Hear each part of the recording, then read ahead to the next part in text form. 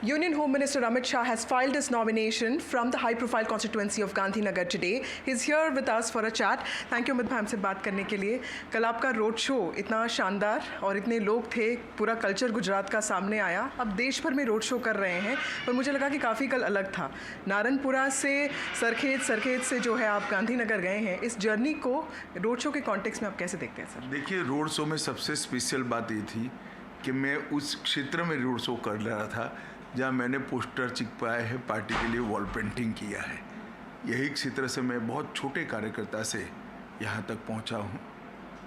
30 साल से यहीं की जनता मुझे विधायक भी बनाई, सांसद भी बनाई, पार्टी का अध्यक्ष में भी मैं बना, देश का गृह मंत्री बना, मोदी जी का साथी बनकर गुजरात में और देश में उनके मंत्रिमंडल का हिस्सा रहा.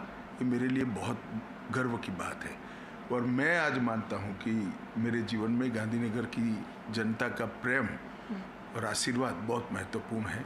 कल जिस प्रकार से हर उम्र की माताओं बहनों ने आकर 7 साल की बच्ची से लेकर 91 साल की माता तक पुष्प बरसाए और आशीर्वाद दिया है, भले वो शायद 100 मीटर दूर मुझसे खड़ी हो, मगर मेरे लिए बड़ा भावुक क्षण था.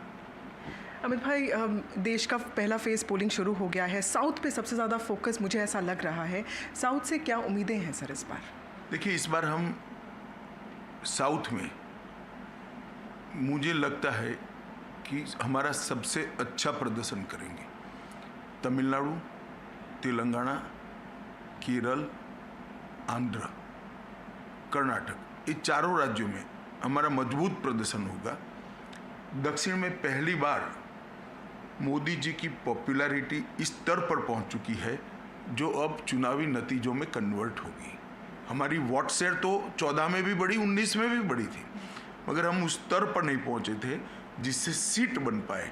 इस बार मुझे पूरा विश्वास है कि सीटें भी बनेगी और बड़ी संख्या में हमारे साथी वहाँ से चुन कर आएंगे. अमित भाई, अफवाह कह लीजिए, एलिगेशन कह लीजिए, बार बार कांग्रेस जो कह रही है कि कॉन्स्टिट्यूशन बदलेंगे, 400 पार होगा, इससे क्या लाभार्थी बेस जो है मोदी जी का, उस पर कोई भी असर पड़ सकता है? देखिए वसुधा जी, ये बात को वो आरक्षण से जोड़कर प्रच्छन्न रूप से कह रहे हैं. मैं खुलकर इसका जवाब देना चाहता हूँ. हमारे पास 2014 में भी संविधान बदलने के लिए पूर्ण बहुमत था, एनडीए की बात करें तो, और 2019 में तो भाजपा का स्वयं का पूर्ण बहुमत था. 10 साल से मोदी जी पूर्ण बहुमत के साथ शासन कर रहे हैं. हमने कभी आरक्षण को छेड़ा नहीं, मगर आज आपकी चैनल के सामने मैं स्पष्टता कर देता हूँ, हम ना कभी आरक्षण के साथ छेड़खानी करेंगे, ना किसी को करने देंगे. ये हमारा कमिटमेंट है देश की जनता को. मोदी जी ने पिछड़ा समाज को, दलित समाज को, ट्राइबल समाज के कल्याण के लिए सबसे ज़्यादा काम करे. हमने हमारा बहुमत का उपयोग किया है धारा 370 हटाने के लिए, ट्रिपल तलाक को समाप्त कर मुस्लिम बहनों को न्याय दिलाने के लिए, सीएए लाकर जो हिंदू, बौद्ध, सिख, क्रिश्चियन आए हैं उनको न्याय दिलाने के लिए हमने इसका उपयोग किया है. हमने आरक्षण छीनने के लिए उपयोग नहीं किया. बहुमत का दुरुपयोग करने की परंपरा किसी पार्टी की रही है तो केवल और केवल कांग्रेस की रही. इंदिरा गांधी जी ने बहुमत का दुरुपयोग इमरजेंसी डालने में किया था, लोकतंत्र का गला घोंटने के लिए किया था. हमने पूर्णतया डेमोक्रेसी के माध्यम से, डेमोक्रेटिक तरीके से देश की महिलाओं को 33% आरक्षण देने में हमारे बहुमत का उपयोग किया है. तो देश की जनता ये सब जानती है, इनके लिए कोई मुद्दे नहीं है. इसलिए इस प्रकार से मुद्दों से भावनात्मक विरोध खड़ा करना चाहते हैं, मगर मैं नहीं मानता देश की जनता इनके छलावे में आएगी. अमित भाई, ईवीएम टैंपरिंग और इलेक्टोरल बॉन्ड्स को जो एक्सटॉर्शन बॉन्ड्स कहा जा रहा है, इस दो क्रिटिसिज्म को आप किस तरह देखते हैं? देखिए, इनकी पार्टी ने बॉन्ड कितना लिया है तो वो भी एक्सटॉर्शन है क्या? जहाँ जहाँ उनकी राज्य सरकार थी वहाँ से उनको बॉन्ड के माध्यम से डोनेशन मिले. एक बार राहुल गांधी देश की जनता को बोले कि हाँ, हम भी एक्सटॉर्शन करते हैं, और सांसदों के अनुपात में हमसे ज़्यादा डोनेशन उनको मिला है. अगर सांसदों के अनुपात में ये मिले हुए डोनेशन को करे तो कांग्रेस को 9,000 करोड़ मिला है, भाजपा को 6600 करोड़ मिला है. तो ये गलत बातें हैं, क्योंकि कोई मुद्दा नहीं है, हम पर कोई करप्शन का आरोप नहीं. 23 साल से मोदी जी पर चवन्नी के करप्शन का आरोप नहीं लगा है. इसलिए कि इल्यूजन, एक भ्रांति खड़ी करना चाहते हैं कि जिससे ये जनता में एक प्रकार से भ्रांति खड़ी हो, सफल नहीं होंगे। और जहाँ तक मोदी जी को वोट देने का सवाल है, मैं पूरे देश में घूम कर आया हूँ। हर जगह, हर भाषा की जनता, हर जाति की जनता, हर वर्ग, आयु वर्ग और महिला और पुरुष सभी मोदी जी को वोट देने के लिए तैयारी कर कर बैठे हैं। मतदान की दिन की राह देख रहे हैं।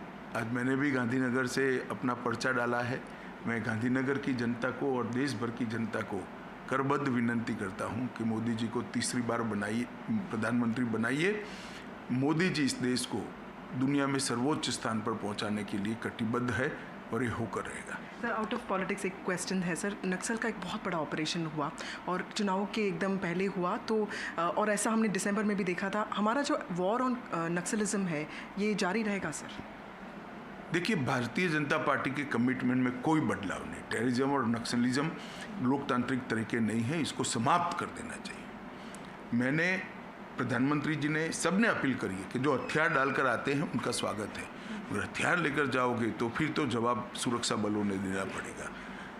परंतु कांग्रेस पार्टी ने इस पर भी जो रिएक्शन दिया है, तुलसीदास जी के एक रामचरितमानस में उपदेश है कि ईश्वर जिसका खराब समय शुरू करता है सबसे पहले उसकी मति हर लेता है। कांग्रेस ने इस एनकाउंटर को फेक एनकाउंटर कर कर नक्सलियों को बचाने की बात की है। मैं इसकी घोर निंदा करता हूं। कांग्रेस सरकार जब तक छत्तीसगढ़ में थी नक्सलियों पर ऑपरेशन नहीं होते थे। 90 दिन में हमारी सरकार ने ऑपरेशन किए, 87 नक्सली मारे गए हैं, 123 नक्सली अरेस्ट हुए हैं और 253 नक्सली सरेंडर किए हैं। जो गति पकड़ी है इसके आधार पर मैं कह सकता हूं कि मोदी जी की तीसरी टर्म शुरू होने के बाद 1 या 2 साल में ज़्यादा से ज़्यादा इस देश से नक्सलिज्म समाप्त हो जाएगा। Sir, absolutely last question sir.